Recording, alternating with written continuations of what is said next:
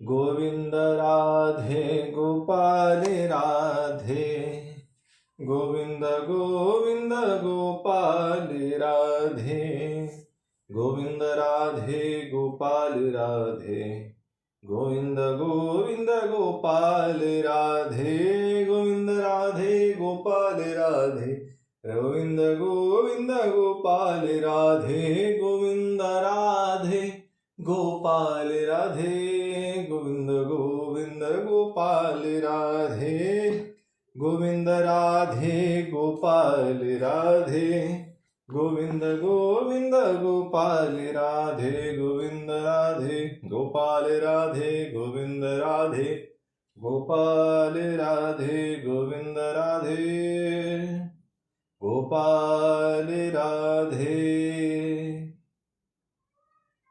श्याम रामचंद्र की जय, पवन सूत हनुमान की जय, उमापति महादेव की जय। जय जय श्री राधे श्याम। पिछले भाग में हमने प्रियव्रत का चरित्र, यह कथा सुनी। इस भाग में हम अग्निद्र चरित्र, यह कथा अपने हरि उद्योग इस चैनल के माध्यम से सुन रहे हैं। तो आइए कथा में प्रवेश करते हैं। वासुदेव सुतं देवं कंस चाणूरमर्दनम देवकी परमानंदम कृष्णं वन्दे जगद्गुरुं। यदा यदा हि धर्मस्य ग्लानिर्भवति भारत, अभयूत्थनाम धर्मस्य तदात्मानं सृजाम्यहम्। सियावर रामचंद्र की जय, पवन सूत हनुमान की जय, उमापति महादेव की जय। जय जय श्री राधे श्याम। श्री गणेशाय नमः, श्री सरस्वती नमः, श्री सांब सदाशिवाय नमः। ओम परमात्मने नमः। श्री हरि हरि हरि। श्री सुखदेव जी कहते हैं, पिता प्रियव्रत के इस प्रकार तपस्या में संलग्न हो जाने पर राजा अग्निद्र उनकी आज्ञा का अनुसरण करते हुए जम्बूद्वीप की प्रजा का धर्मानुसार पुत्रवत पालन करने लगे।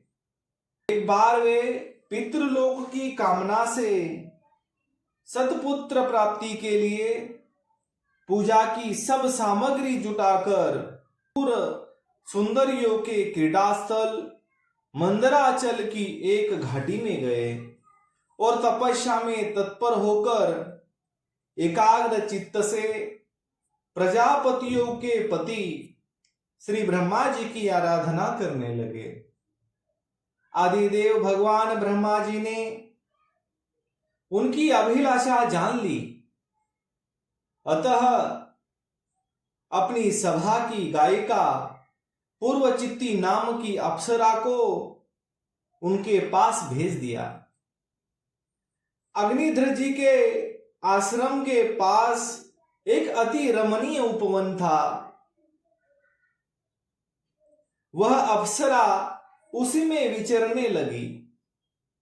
उस उपवन में तरह तरह के सगम तरुण वर्णों की शाखाओं पर स्वर्ण लताएं फैली हुई थी। उन पर बैठे हुए मयूरादि कई प्रकार के स्थलचारी पक्षियों के जोड़े सुमधुर बोली बोल रहे थे। उनकी षड्जाति स्वरयुक्त ध्वनि सुनकर सचेत हुए जलकुक्कुट, कारंडव एवं कलहंस आदि जल पक्षी भांति भांति से गूंजने लगते थे। इसे वहां के कमलवत से सुशोभित निर्मल सरोवर गूंजने लगते थे। पूर्व चित्त की विलास पूर्ण सुललित गतिविधि और पाद विन्यास की शैली से पद पद पर उनके चरण नुपुरों की झंकार हो उठती थी।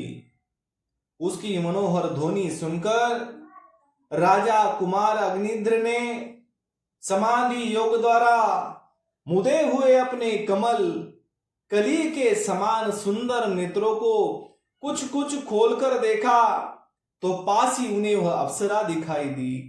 वह भ्रमरी के समान एक एक फूल के पास जाकर उसे सूंघती तथा देवता और मनुष्यों के मन और नयनों को आह्लादित करने वाली अपनी विलासपूर्ण गति, क्रीड़ा, चापल्य, लज्जा एवं विनयुक्त चितवन, सुमधुर वाणी तथा मनोहर अंगावयों से पुरुषों के हृदय में कामदेव के प्रवेश के लिए द्वारसा बना देती थी। जब वह हंस हंसकर बोलने लगती तब ऐसा प्रतीत होता मानो उसके मुख से अमृतमय मादक मधुर झर रहा हो। उसके निश्वास के गंध से मदांध होकर भौरे उसके मुख कमल को घेर लेते। तब वह उनसे बचने के लिए जल्दी जल्दी पैर उठाकर चलती तो उसके कुचल कलश वेणी और करधनी हिलने से बड़े ही सुहावने लगते। यह सब देखने में भगवान कामदेव को अग्निध्र के हृदय में प्रवेश करने का अवसर मिल गया और वे उनके अधीन होकर उसे प्रसन्न करने के लिए पागल की भांति इस प्रकार कहने लगे। मुनिवर्य, तुम कौन हो? इस पर्वत पर तुम क्या करना चाहते हो? तुम परम पुरुष श्री नारायण की कोई माया तो नहीं हो? भोह की ओर संकेत करके सखे, तुमने ये बिना डोरी के धनुष क्यों धारण कर रखे हैं? क्या इससे तुम्हारा कोई अपना प्रयोजन है अथवा इस संसार अरण्य में मुझ जैसे मतवाले मृगों का शिकार करना चाहते हो? कटाक्षों से लक्ष्य करके तुम्हारे ये दो बाण तो बड़े सुंदर और पैने हैं। अहो, इनके कमल दल के पंख है, देखने में बड़े शांत है और भी पंखहीन यहाँ वन में विचरते हुए तुम इन्हें किस पर छोड़ना चाहती हो? यहाँ तुम्हारा कोई सामना करने वाला नहीं दिखाई देता। तुम्हारा यह पराक्रम हम जैसे जड़ बुद्धियों के लिए कल्याणकारी हो। भौरों की ओर देखकर भगवान तुम्हारे चारों ओर जो ये शिष्यगण अध्ययन कर रहे हैं वे तो निरंतर रहस्ययुक्त स्नान करते हुए मानो भगवान की स्तुति कर रहे हैं और ऋषिगण जैसे वेद की शाखाओं का अनुसरण करते हैं, उसी प्रकार ये सब तुम्हारी चोटी से झड़े हुए पुष्पों का सेवन कर रहे हैं। नुपुरों के शब्द की और संकेत करके ब्रह्मन तुम्हारे चरण रूप पिंजड़ों में जो तीतर बंधे हैं उनका शब्द तो सुनाई देता है, परंतु रूप देखने में नहीं आता।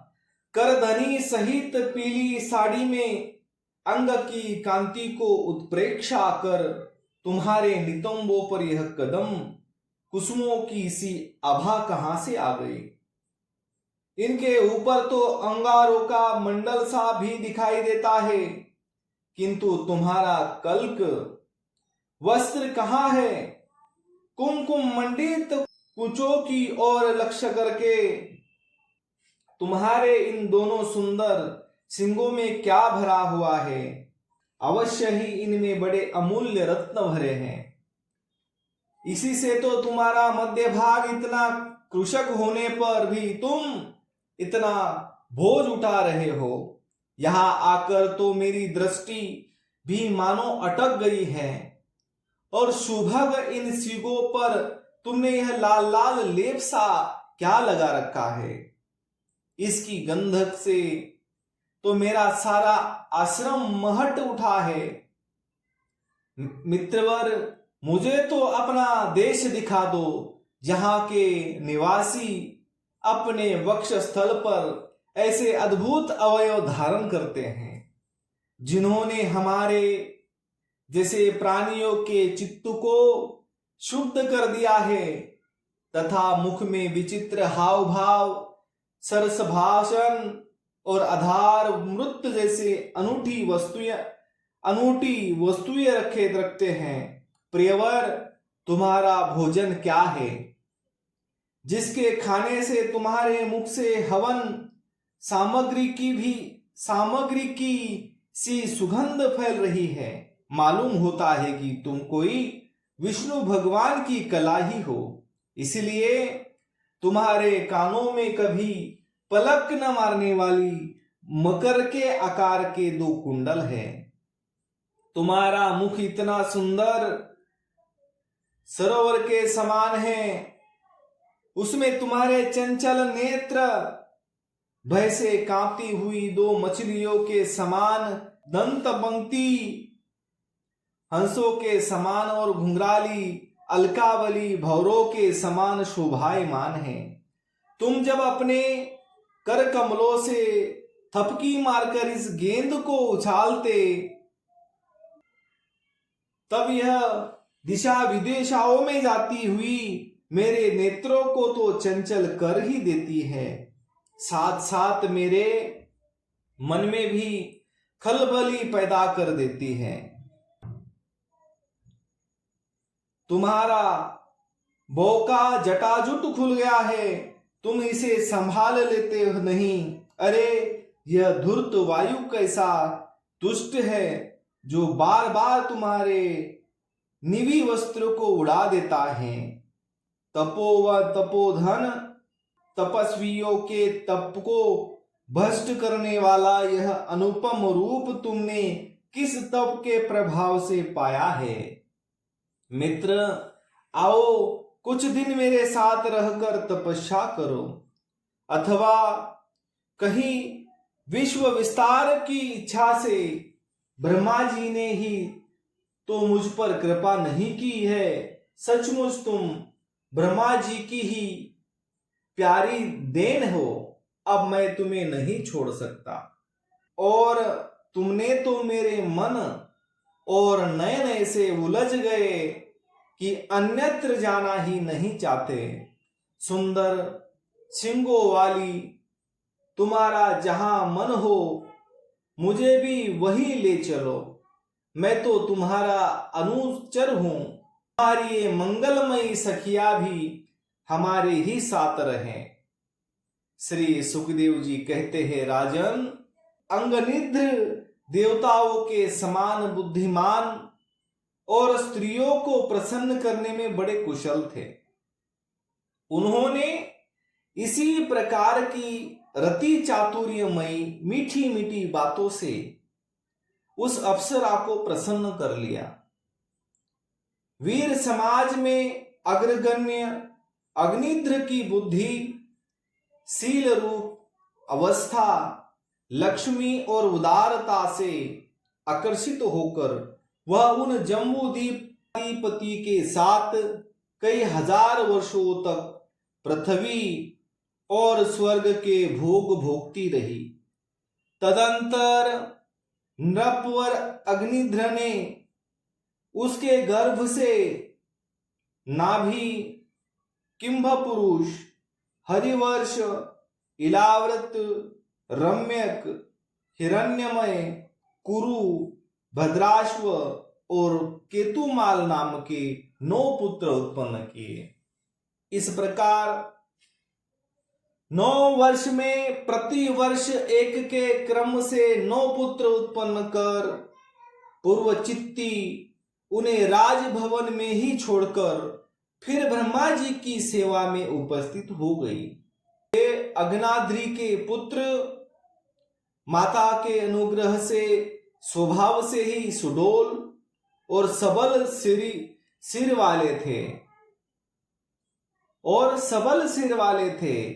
अग्निद्र ने जम्बू द्वीप के विभाग करके उन्हीं के समान नाम वाले 9 भूखंड बनाए और उन्हें एक एक पुत्र को सौंप दिया। तब वे सब अपने अपने वर्ष का राज्य भोगने लगे।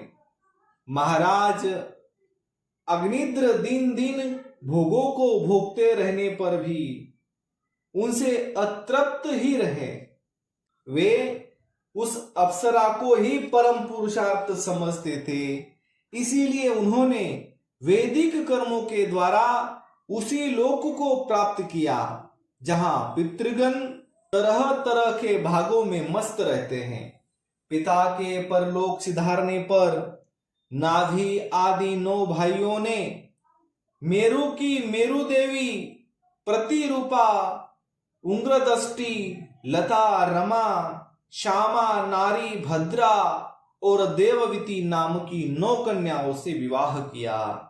तो आज के लिए इतना ही। कर्पूर गौरम करुणावतारम संसार सारम भुजगेंद्र हारम सदा वसंतम हृदयारविंदे भवम भवानी सहितम नमामि। सियावर रामचंद्र की जय, पवन सूत हनुमान की जय, उमापति महादेव की जय। जय जय श्री राधे श्याम। शेष चर्चा अगले भाग में